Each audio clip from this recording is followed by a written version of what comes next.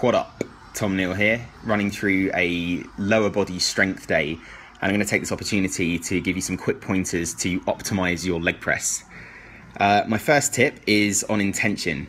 You'll see here, so I'm using quite a heavy weight. It's 280 kilos, not completely maxing it out, but going fairly heavy. So the first thing is notice that on the way up, I'm not going to lock out my knees at all. That's equivalent to when it's the same if you lock out on a squat, if you lock out the elbows on a bench press. That is essentially resting. So you want to keep the tension on the muscle by going just short of lockout. So you'll see I come to a straight leg, but don't lock them out.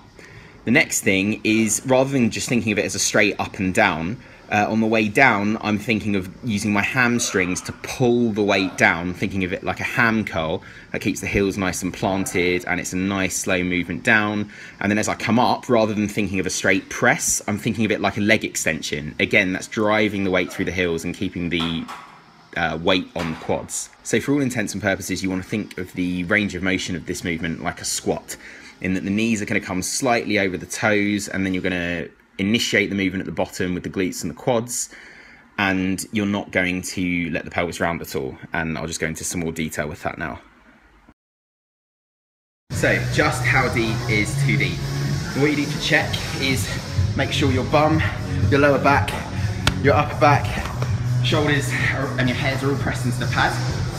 Take your stance on the leg press, and at the moment my form is with feet slightly down than how I normally would, so a little bit lower and a little bit closer together.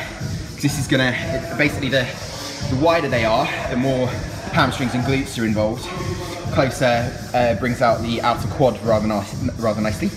And going up here, this is more glutes and hams, but down here it's more quad, because the knee can trace over the toe ever so slightly. So that's the stance I'm using.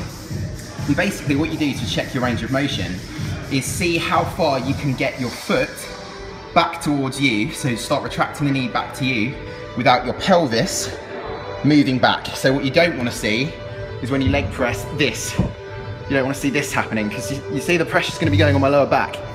So all you do is bring the knee back. So there, my pelvis is starting to lift, so that's my full range of motion. So if I just unwrap this,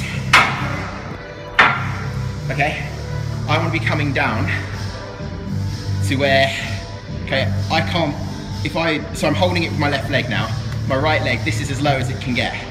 So right there, that's my range of motion. Any further than that, my pelvis is going to have to start rolling back, and that's not what I want. So, it's back up. That's how you check. You literally just sit down, take your stance, and then move your knee back, and when your pelvis starts to lift, there's your range of motion. So it's actually not huge. You don't want to bring your knees right back to your chest just to say you can do range of motion, when actually all you're doing is putting a load of stress on your lower back and your pelvis. Leg day pro tip, do these. These are called good girls. They're like the adductors. They are so good for bringing out the upper thigh. And my gym only has these, the good girls. But you can find bad girls where you open the legs against weight and superset them in. They really help with upper thigh development. So give those a try too.